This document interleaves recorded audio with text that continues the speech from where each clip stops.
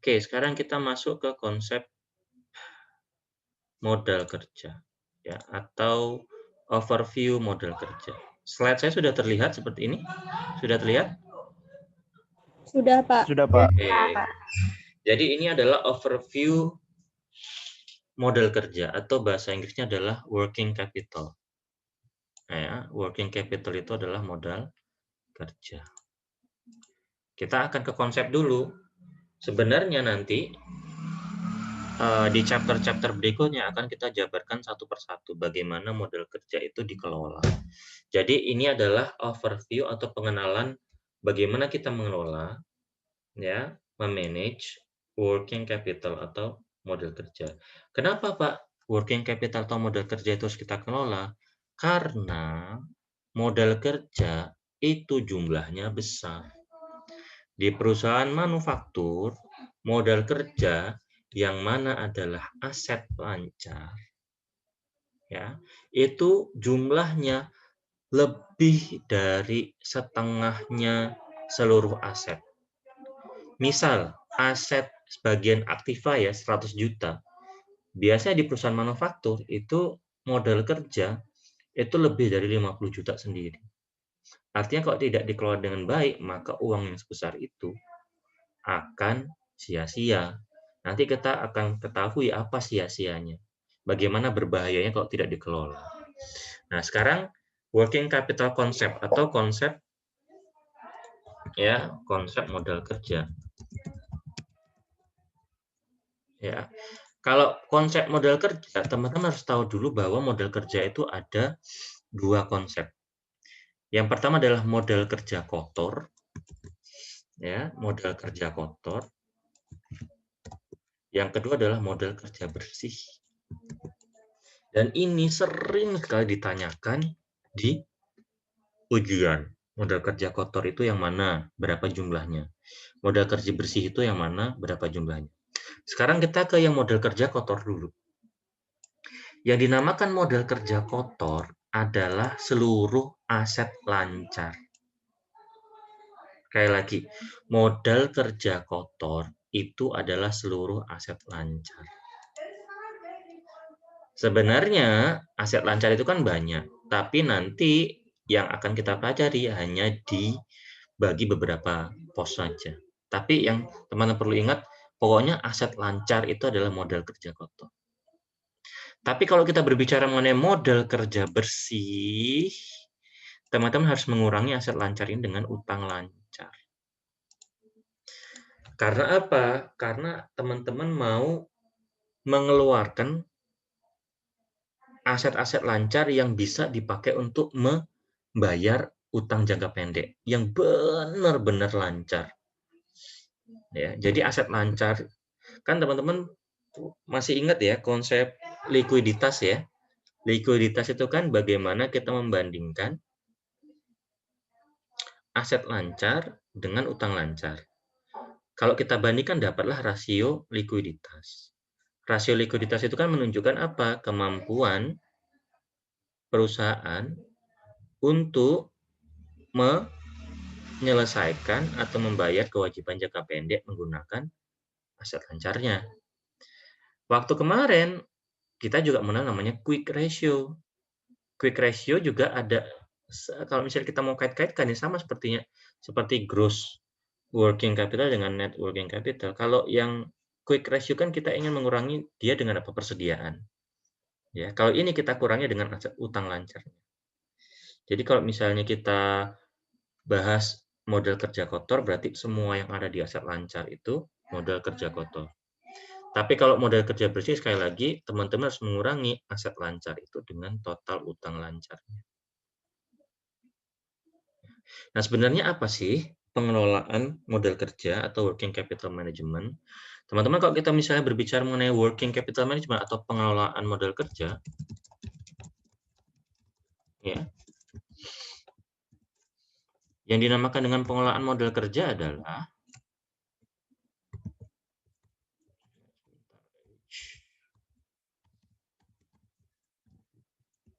pengelolaan kerja adalah pengadministrasian itu jangan sulit-sulit ya, pengadministrasian itu ya sebenarnya pengaturan.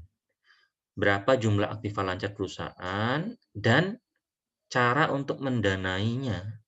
Gampangnya gitu. Kita mengelola jumlah aktiva lancar kita dan cara kita mendanainya. Gimana tuh Pak? Maksudnya gini, teman-teman kan salah satu di aset lancar itu kan akunnya namanya persediaan. Teman-teman ketika persediaan bahan baku itu kan mesen dari siapa? Vendor. Teman-teman ketika misalnya mesen di vendor kan bisa dari cash atau utang.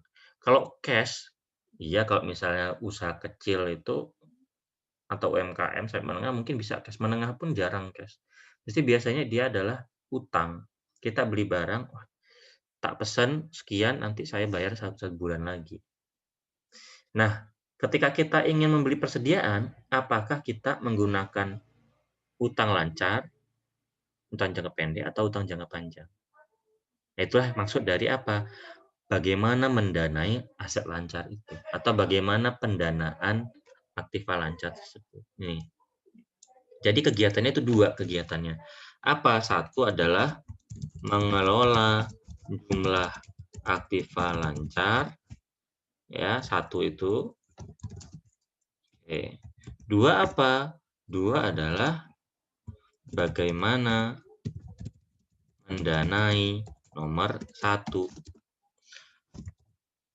ya, utang jangka pendek atau jangka panjang. Gitu. Ya.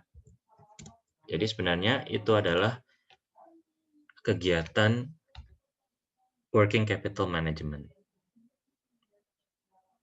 Oke, berikutnya teman-teman. Ya. Lalu apa sih urgensinya kita mengelola atau apa pentingnya mengelola modal kerja? Ya. Kenapa sih kita mengelola modal kerja tadi ya? Yang saya katakan, khususnya di perusahaan manufaktur, jumlah aktiva lancar yang notabene adalah modal kerja itu lebih dari separuh total aset jumlahnya. Jadi jumlahnya sangat besar. Itu alasan yang pertama. Yang kedua adalah agar dapat beroperasi secara efisien, persediaan harus dikelola dengan baik. Kenapa? Kita berkali-kali dalam berbagai kesempatan kita katakan bahwa persediaan itu tidak bebas biaya. Persediaan itu ada biayanya. Persediaan yang terlalu sedikit, memang biaya pengadaannya kecil, biaya perawatan atau holding cost-nya kecil. Tapi teman-teman akan menghadapi yang namanya opportunity loss. Kenapa? Karena ketika teman-teman persediaannya terlalu sedikit, maka teman-teman akan tidak bisa memenuhi permintaan. Gitu. Tapi kalau persediaannya terlalu banyak, teman-teman akan menanggung apa? Menanggung yang namanya holding cost dan setup cost. Misalnya kalau kita kaitkan dengan konsep itu ya. Itu alasan yang kedua. Alasan yang ketiga, kenapa harus kita mengelola persediaan atau kenapa harus kita mengelola modal kerja? Yang ketiga adalah untuk perusahaan kecil, utang lancar merupakan sumber modal utama. Apa maksudnya? Tadi kan kita ketahui bahwa aktivitas pengelolaan itu kan ada dua. Bagaimana mengelola jumlah aktiva lancar, ya, mengelola jumlah aktiva lancar, berapa sih jumlah yang optimal? Yang kedua adalah bagaimana mendanainya. Sedangkan kalau untuk pendanaan kita kaitkan dengan modal apa? Dengan usaha kecil, ya, maka utang lancar atau utang jangka pendek itu adalah sumber pendanaan modal utama. Biasanya modal utang-utang yang kurang dari setahun kan untuk perusahaan-perusahaan kecil. Tapi kalau perusahaan-perusahaan besar, teman-teman bisa ketahui sendiri bahwa utangnya bisa triliunan, bisa miliaran, itu nggak mungkin dalam tempo setahun atau jangka pendek. Jadi sebenarnya tidak terlalu banyak pilihan untuk perusahaan kecil dalam mendanai modal kerjanya. Yang terakhir, kenapa harus dikelola dengan baik? Karena modal kerja itu dapat berpengaruh signifikan pada apa? Ini kita lihat simulasinya. Karena kalau misalnya kita mau bandingkan secara langsung, secara matematis, keputusan-keputusan modal kerja itu dapat berpengaruh pada resiko, return, dan harga saham perusahaan. Kenapa harga saham perusahaan? Karena harga saham perusahaan itu berkaitan erat dengan kemampuan perusahaan dalam menghasilkan laba, dividen, ya. Lalu kemampuan perusahaan untuk berperform dalam berkinerja. Nanti akan kita bandingkan dua ini secara langsung. Bahwa kebijakan modal kerja tertentu akan menghasilkan resiko tertentu dan return tertentu. Ya. Nah, kita lihat sekarang di sini bahwa ada 3 kebijakan modal kerja di sini. Ya, ingat sekali lagi, kalau misalnya saya membicarakan modal kerja, teman-teman harus langsung membayangkan aset lancarnya ya. Kecuali kalau saya bilang net working capital. Jadi teman-teman harus mengurangi aset lancar dengan utang lancar. Ya, teman-teman harus mengurangi apa? Aset lancar dan utang lancar. Kalau saya mengatakan modal kerja, teman-teman langsung bayangannya itu ke apa? Ke aktiva lancar. Di sini terlihat ada 3 kebijakan. Ya, ada policy A, kebijakan A, policy B, policy C. Bisa kita lihat yang warna merah, policy A, adalah kebijakan yang memiliki modal kerja yang paling besar.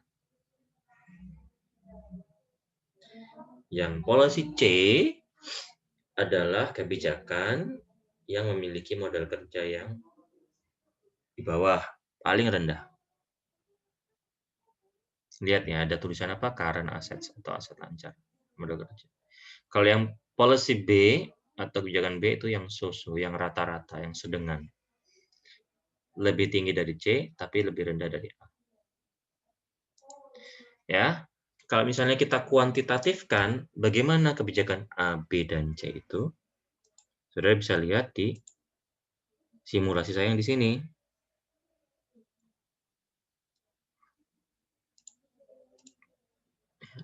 Excel saya sudah terlihat. Sudah terlihat ya? Sudah, Pak. Teman-teman bisa lihat di sini. Ini adalah simulasi matematis dari yang ini tadi. Yang ini. Ya. Policy A, B, C. Yang policy A, ya, aktiva lancarnya 500 juta. Kita mau membandingkan bagaimana efek kebijakan modal kerja terhadap resiko dan return atau profitabilitas. Ya. Tadi resikonya apa teman-teman? Kalau misalnya modal kerja terlalu sedikit, teman-teman akan kehilangan kesempatan ya. Gitu ya. Sama resiko likuiditas ya. Teman-teman juga akan menghadapi resiko likuiditas.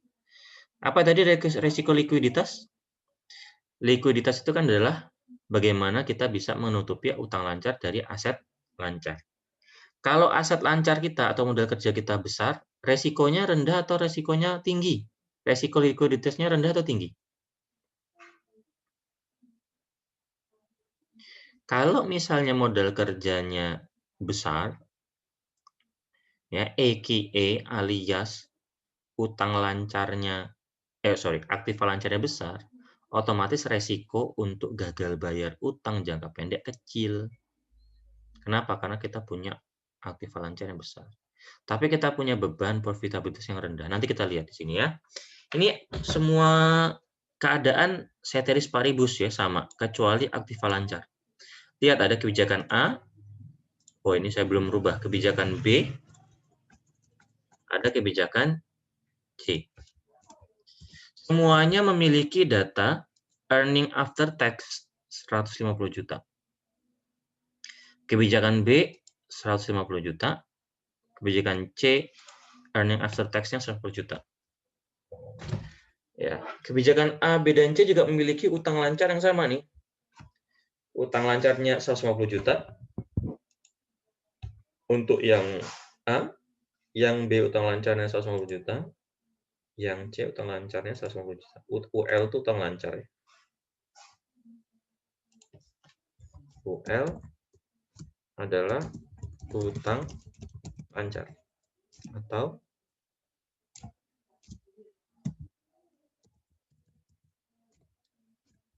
current liabilities. Aktiva tetapnya sama juga semua. 1 miliar, 1 miliar, 1 miliar. Yang membedakan hanya apa? Yang membedakan hanya aktiva lancarnya. Kalau yang A, aktiva lancarnya paling besar, 500 juta. Yang B, yang sedengan, 300 juta. Yang C adalah yang paling rendah di antara yang ini, 100 juta. Lihat ya. Otomatis modal kerja A paling besar, modal kerja C paling kecil, modal kerja B yang sedengan. Nah, total aktivanya segini. Karena dia aktiva lancarnya beda, ya total aktivanya beda juga. Ya, ini total aktivanya beda juga. Karena total aktiva kan aktiva lancar tanpa aktiva tetap. Ya. Oke. Nah, kita ingin membandingkan resiko likuiditas dengan rasio profitabilitas atau return-nya, kemampuan untuk menghasilkan laba. Kita mengetahui bahwa rasio likuiditas itu didapatkan dari current asset dibagi current liabilities. Current assetnya berapa? 500 juta. Dibagi 150. Ya. Berapa ini 500 dibagi 150? 3,33. Besar sekali. Artinya apa? Satu satuan utang lancar itu bisa di-cover dengan 3,3333 satuan aktiva lancar. Jadi aman sekali. Secara resikonya apa ini? Resikonya tinggi atau rendah? Resiko likuiditas rendah. Artinya pasti bisa membayar utang lancar dari aktiva lancarnya. Sekarang kita lihat rasio profitabilitas untuk yang A, kebijakan A. Ya. Profitabilitas kita dapatkan dari apa? Earning after tax dibagi dengan total aset. Berapa earning after tax-nya? 150 juta. Kita bagi dengan total aktiva atau total asetnya 1,5 miliar. Berapa ini? Sama dengan 150 dibagi 1.500. 0,1. Atau berapa persentasenya? 10% ya. Sekarang yang akan kita ini 0,1 benar nggak ya? Oh ya benar, 0,10. 10%. Sekarang kita akan bandingkan ke sini. Ya, ke yang kebijakan B. Kebijakan C dulu aja biar kita bisa membandingkan langsung. Yang ini 100 juta dibagi 150 juta. Nah, ini dari sini aja udah ketahuan ya. Berapa rasio likuiditasnya sama dengan 100 bagi 150. 0,6. Resiko tinggi. Resiko likuiditasnya tinggi. Artinya bisa-bisa dia tidak bisa membayar utang lancar jika dia mau membackup itu dengan aktiva lancarnya. Karena apa? Lihat aja utang lancarnya itu lebih besar daripada aktiva lancarnya. Tapi kalau dari sisi profitabilitas kita bisa lihat ya, RP artinya 150 juta dibagi dengan RP 1,1 M. Berapa ini? Sama dengan 150 dibagi 1100. Atau berapa persen ini? 13,64%. Lebih tinggi dari yang pertama. Kalau yang tengah ya pasti sedang-sedang aja. Kita bisa lihat sama dengan ya 300 juta dibagi 152. Profitabilitasnya sama dengan 150 dibagi 1.300 atau 11, nah, bisa kita lihat bahwa ini profitabilitasnya rendah, lebih rendah daripada yang ini. Makanya ada kata-kata apa? High risk, high return.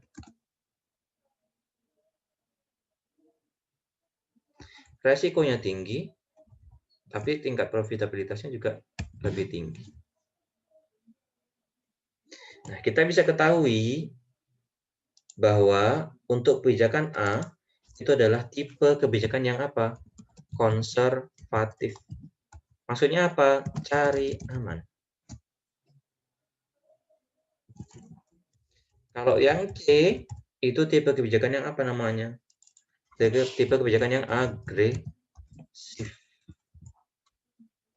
Agresif atau cari untung dia. Ya semuanya cari untung, tapi dia lebih agresif gitu aja. Tapi kalau yang B, yang sedengan namanya moderat. Moderat. Rata-rata aja lah. Atau sedengan ya. Ini memperlihatkan bahwa teman-teman bisa lihat kembali ke sini bahwa kebijakan policy A itu adalah yang agresif, yang konservatif, semakin dia menumpuk aset lancar atau modal kerjanya, memang resiko likuiditasnya rendah, tetapi tingkat profitabilitasnya juga rendah. Yang policy C itu memiliki tingkat sebaliknya, karena asetnya rendah, tapi profitabilitasnya tinggi. Nah, makanya ini dirangkum menjadi ini, ya. Tinggi, rendah-rendah ini nanti teman-teman bisa jadi paham maksudnya ini apa. Teman-teman jadi paham. Oh, maksudnya kayak gitu tuh. Karena apa? Karena sudah kita simulasikan.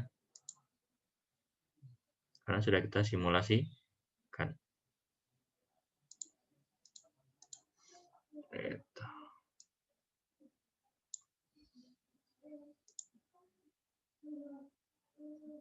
Ya.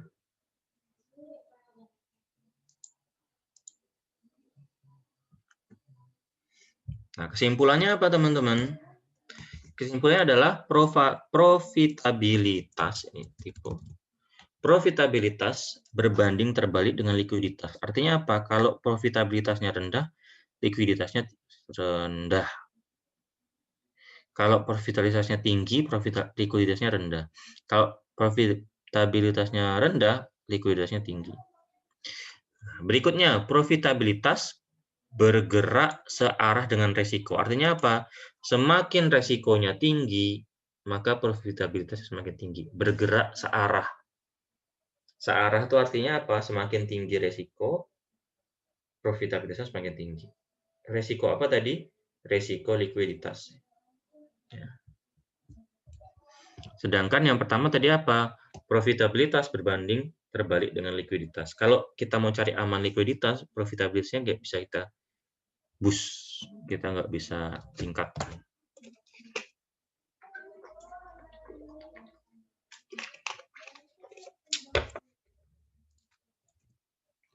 Oke, sekarang kita akan masuk ke komponen-komponen working capital. Sebelumnya ada yang mau ditanyakan dulu? Sebelumnya ada yang ingin ditanyakan? Ada yang mau ditanyakan nggak?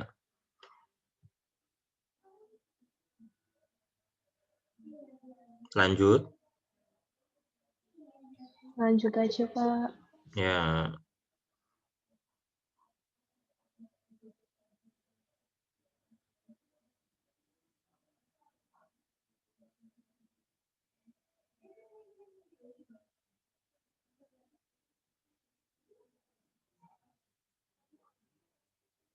Oke, sebentar.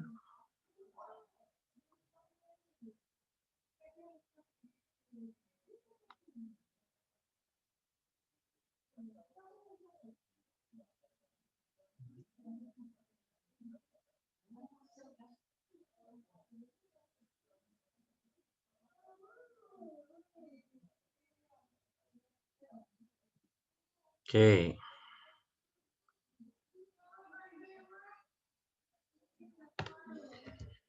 Kita lanjutkan ke komponennya ya. Saya bilang tadi di depan bahwa apa? Bahwa kalau misalnya kita ikutin akun-akun akuntansi ya, aset lancar itu banyak sekali ya, bisa kita masukkan banyak sub-sub komponennya. Tapi dalam hal ini ya, pengelompokan modal kerja itu kita bagi menjadi 4 komponen ini. Yang pertama adalah cash atau kas. Yang kedua adalah sekuritas jangka pendek atau marketable securities yang kita bisa perjualbelikan di bawah 1 tahun. Yang ketiga adalah receivables atau piutang. Yang keempat adalah inventory atau persediaan. Jadi kalau kita berbicara mengenai modal kerja, kita akan berbicara mengenai kas, sekuritas jangka pendek, piutang, persediaan. Jadi kalau misalnya kita ngomong modal kerja, otomatis kita ke aktiva lancar atau aset lancar. Kalau kita ke aset lancar, berbicara mengenai modal kerja, berarti kita langsung ke kas, sekuritas jangka pendek, piutang, dan persediaan. Itu dari sisi komponennya. Kita bisa pisahkan menjadi itu. Kalau dari sisi waktu, modal kerja itu dibagi menjadi yang permanen, ya, dan temporer. Teman-teman tahu lah ya bedanya temporer dan permanen. Kalau permanen itu apa? Jangka panjang. Kalau yang temporer, misalnya apa? Temporer itu sementara. Misalnya musiman. Contoh ya, musiman.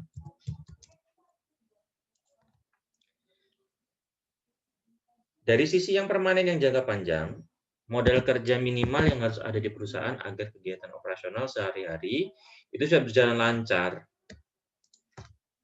Contoh, ada gambar seperti ini nih. Nah, ini adalah penyederhanaan dari konsep apa? Modal kerja permanen dan temporer. Yang merah ya dari 0 sampai sini, misalnya ini 0 sampai 100 ya. Kan dollar amounts, ini jumlah modal kerja, ini waktu. Berdasarkan modal kerja permanen, ya, ini asumsinya adalah kenapa dia meningkat? Karena ada perkembangan usaha. Usahanya berkembang, nggak stagnan gitu-gitu terus. Tapi dia berkembang.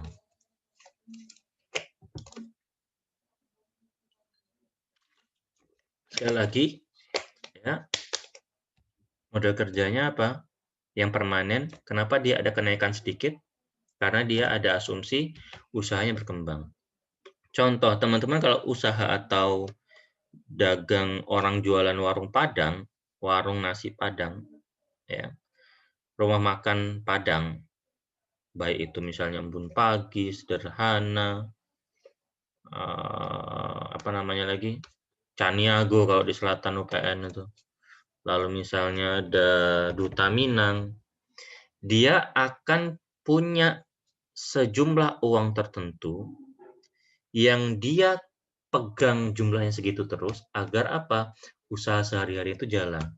Untuk beli apa ya? Untuk beli santan tiap hari, untuk beli ayam tiap hari, untuk beli daging tiap hari, untuk beli bumbu tiap hari, untuk beli gula tiap hari, untuk beli tisu tiap hari, untuk pegangan kembalian uang pembeli tiap hari.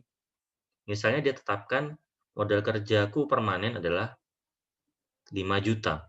Berarti 5 juta itu harus ada terus setiap waktu. Dan asumsinya adalah misal rumah makan Duta Minang itu berkembang. Maka dalam jangka waktu yang panjang dari 5 juta nambah jadi 5.500.000, nambah jadi 6 juta, nambah jadi 6,5, nambah jadi 7. Tapi itu adalah uang yang dipegang tiap saat agar bisa memodali rumah makan Padang ini tiap hari. Itu namanya permanent current asset atau current asset yang permanen. Ada juga yang temporary current asset. Apa itu temporary current asset? Misalnya tadi permintaan musiman. Misal ada waktu-waktu tertentu di mana penjualan nasi Padang itu meningkat. Contoh di awal bulan. Setiap awal bulan penjualan meningkat. Kenapa? Karena para kaum kos-kosan atau mahasiswa yang merantau di awal bulan dia festival. Ya karena apa? Karena misalnya ini lagi kiriman lagi datang, baru datang, uangnya lagi banyak, pengen makan enak. Jadi setiap bulan, awal bulan itu permintaan mesti naik. Tapi mendekati akhir bulan, itu mahasiswa pada prihatin tuh. Jadi tidak ada kelonjakan, biasa aja permintaannya tetap. Awal bulan lagi, naik lagi. Akhir bulan turun. Awal bulan lagi naik lagi permintaan. Akhir bulan turun. Jadi ini rata-rata permintaan sebenarnya. Nah, ini yang hijau adalah lonjakan-lonjakan permintaan musiman. Ya, waktu-waktu tertentu. Gitu. Sampai sini dulu. Untuk gambar ini, paham ya? Ada pertanyaan tentang gambar ini? Oke, kalau nggak ada kita lanjutkan. Ya. The amount of current assets atau jumlah dari aset lancar required to meet a firm's long-term minimum needs. Itu untuk apa? Yang merah ini untuk memenuhi apa tadi ya? Kebutuhan minimum agar operasional perusahaan itu bisa jalan atau operasional usaha itu bisa jalan.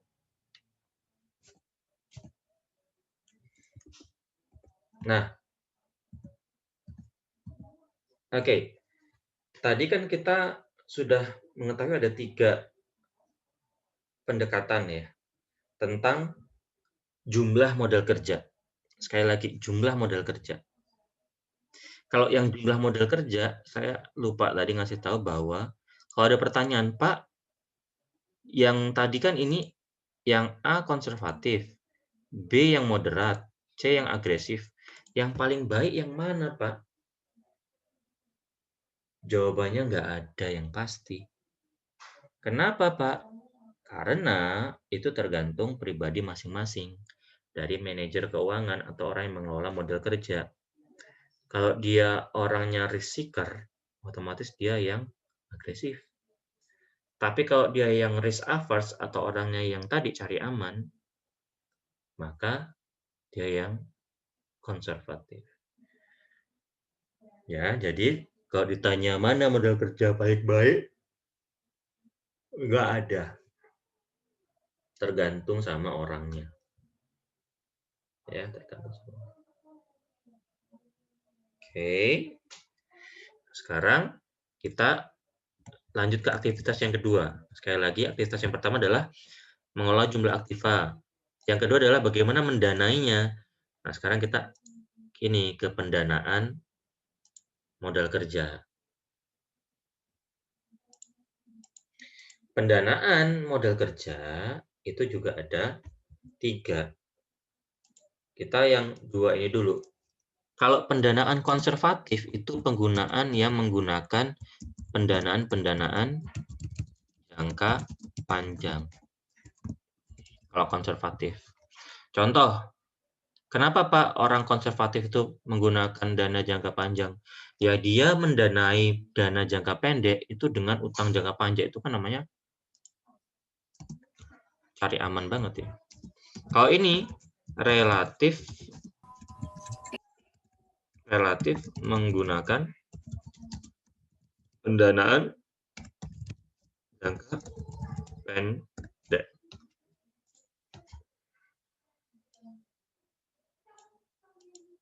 Untuk mendanai modal kerjanya. Kita lihat sekarang ya. Kalau hedging itu yang so-so lah. Ini yang hedging. Sekarang kita ke yang ini dulu, yang konservatif, biar tahu ekstrim kanan, ekstrim kirinya.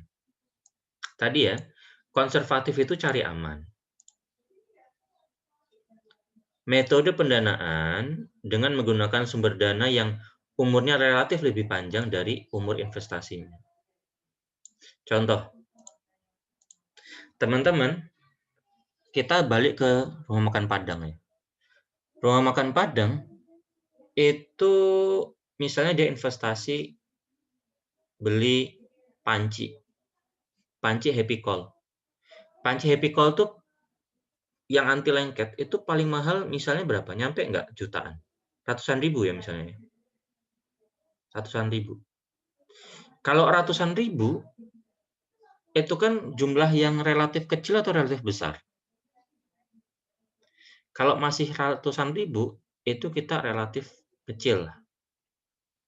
Tapi karena dia orangnya konservatif, dia membeli panci Happy Call secara kredit, bayarnya 60 kali. Itu kan kelamaan. Atau dia ngutangnya pakai utang jangka panjang 3 tahun. Itu kan juga kelamaan. Tapi dia cari aman, yang penting apa? Nyicilnya dikit. Tapi nggak selesai-selesai itu, nanti biaya bunganya yang tinggi. Itu maksud dari apa? Umur pendanaan ya, umur pendanaannya relatif lebih panjang dari umur investasi. Padahal panci itu misalnya investasinya umurnya nggak ada 3 tahun misalnya. Mudah-mudahan ada gambaran. Lihat nih aplikasinya, penerapan kebijakan konservatif. Aktiva tetap didanai dengan pendanaan jangka panjang. Wajar, yang ini wajar. Yang ini wajar. Ya dong, kenapa aktiva tetap yang umurnya di atas 1 tahun didanai dengan jangka panjang? Wajar. Aktiva lancar atau modal kerja permanen dipenuhi dengan pendanaan jangka panjang. Nah, ini yang saya bilang dia cari aman. Lalu, sebagian aktiva lancar musiman atau yang temporari dipenuhi dengan jangka panjang, sedangkan sebagian itu didanai dengan jangka pendek. Itu yang namanya konservatif, cari aman banget. Kalau mau dilihat, ini seperti ini, yang konservatif.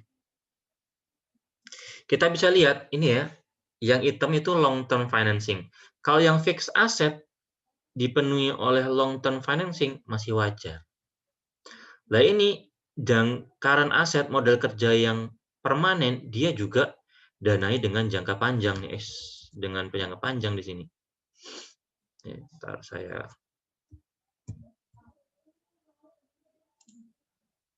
mana ininya? Nah, ini ya, kita bisa lihat di sini bahwa untuk yang jangka panjang fixed asset, ini aktiva lancar dengan yang current asset modal kerja yang permanen ya, itu didanai dengan jangka panjang. Dan sebagian modal kerja temporer itu juga didanai dengan jangka panjang, ini masuk. Baru sebagian yang temporer lainnya itu menggunakan yang utang lancar. Itu konservatif sekali. Nah, sekarang kita lihat yang agresif. Kalau agresif kebalikannya dari yang konservatif. Dia memenuhi kebutuhan investasi itu lebih pendek umur pendanaannya daripada umur investasinya. Kita langsung lihat ya. Artinya dia saking percaya dirinya, Misal ya, misal yang mahal-mahal itu apa misalnya? Chopper daging, atau oven Modena. Itu harganya misalnya di atas 5 juta. Kalau di atas 5 juta investasinya, biasanya oven itu kan umurnya juga lama-lama ya, di atas tahun, aktiva tetap. Tapi dia saking pedenya, dia bilang, oh ya udah ini saya dananya aja pakai dana jangka pendek, utang lancar. Saya ngutang setahun lah, paling ketutup ini. Berarti dia kreditnya kredit setahun cuman. Artinya dia bayarnya lebih besar. Cicilannya banyak. Tapi dia percaya diri karena apa? Cash inflow-nya mungkin besar. Ya nggak masalah. Bisa dilihat ini, bahwa fixed asset dia pakai dana jangka panjang, masih wajar. Tapi sebagian dari modal kerja jangka panjang, dia danai dengan short term financing nih di sini. Kan yang lihat ya, yang merah ini kan modal kerja jangka panjang yang permanen. Sebagian dia danai dengan short term financing. Itu artinya agresif sekali. Dia percaya diri sekali mendanai investasi-investasi dengan nilai yang besar dalam tempo yang singkat pendanaannya. Ya, utangnya pakai utang jangka pendek. Kalau yang hedging, sosok lah. Umur investasi sama dengan umur pendanaan. Ini ya yang hedging ya. Nah, kalau hedging itu umur investasi relatif sama dengan umur pendanaan. Kalau jangka panjang itu untuk aktiva tetap ya, sama current aset atau modal kerja yang permanen. Yang short term financing semuanya digunakan untuk yang modal kerja temporer. Gitu. Nah, itu aja udah selesai.